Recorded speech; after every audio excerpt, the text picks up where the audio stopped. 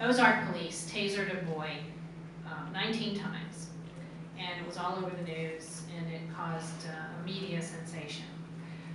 This person in the audience wonders why the sheriff's office didn't investigate it. So can you explain the process by which those kinds of incidents may be investigated, and why or why not a person may be charged in a crime like that, if it is a crime? I mean, that's politics to its core right there. The sheriff could have, being the lead law enforcement officer in the county, he has the authority to step in and take over that investigation. But what kind of potential damage is he going to cause doing so? If there was something really egregious occurring, or a lack of occurrence with the investigation, then I would feel the responsibility to step in and pick up on the investigation. Having not been in the sheriff's office at the time, we didn't have any involvement with it, at least not to my recollection, I don't think. I would offer to assist in the investigation, and to make sure that everything went accordingly, and that they would follow policy and the training protocol. Dale, several years ago, Ozark police tasered a boy 19 times. Shouldn't the sheriff's office investigate that? And what is your opinion of the protocol when an incident like that happens?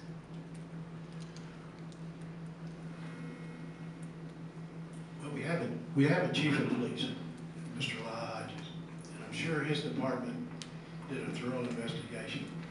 I can remember reading something about it in the paper. I think it happened out here on 65, under the bridge, or by the bridge on 65.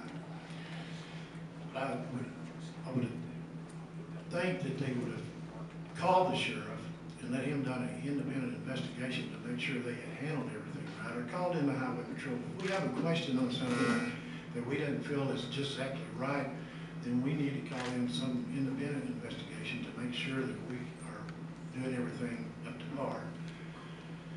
So as if I would have been the sheriff, I think at that time I would have called Mr. Hodges and talked to him and seen if we could not sit down and visit and try to see exactly what took place and make sure that we cleared all the officers that was involved. This question will begin with you, Dale. What is the optimal number of patrol cars per shift in a county like Christian, and why?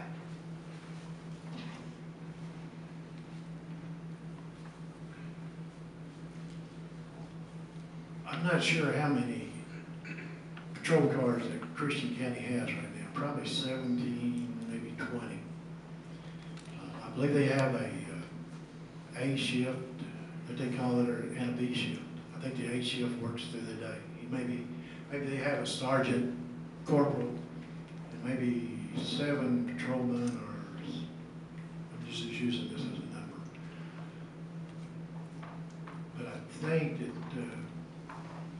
with that many people, that we should be able, deputies, that we should be able to take care of the county real good. Back when I was a deputy in Christian County, there was like 1 sheriff and 4 or 5 road officers or deputies. We were able to handle the county, but it wasn't the size it is today. But I think that Joy has had his people scheduled to work the shifts, and I think he altered them a little bit so he has people overlapping, so they're aware of what's going on in the midnight hour. I got it. The number of cars you have on the street at any given time is predicated on your calls for service, and you develop an analysis of your calls for service and find out what time of day, what time of the week, what time of the month that most of the calls are occurring, and you plan your patrol plan in that manner. Where the most calls for service are coming in during that portion of the day, you get your most cars on the street.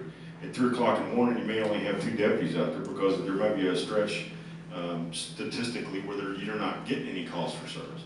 You may have 5 guys on at 5 o'clock Friday afternoon because you've got calls for service coming in every 15 seconds or 15 minutes or whatever whatever your statistical analysis has pointed out to you.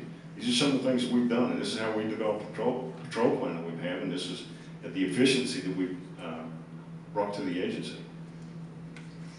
This next question starts with Joey, to both of you. Should the law enforcement sales tax that just failed in April return to the ballot? If so, when? If not, why not? Man, you guys like putting me in a corner, don't you? Yeah, I'm not going to deny that the county needs more money. I hate taxes just like the next person. I'm conservative to my core, and I think taxes it's kind of like death. You just got to deal with it, you know. But the problem is like I was stating a while ago, there's 3 counties in Missouri that are roughly, not roughly, but almost exactly the same size. I'm trying to keep this feedback on. And their annual budgets are double. They're almost the same size as the budget of the entire county, Christian County. Cape Girardeau County budget is over $10 million. That's the sheriff's office. He's got over 150 deputies. He's got a 236 bed jail. And they've only got 76,000 people in that county. So it's a matter of perspective. You know, what do the citizens want? Do they want the status quo? Do they need more coverage? Do they want more coverage? What do they want us to do? I'm going to do what they tell me to do. If they vote the tax down, that's so be it. Should the law enforcement sales tax return to the ballot that was defeated in April? If so, when? If not, why not?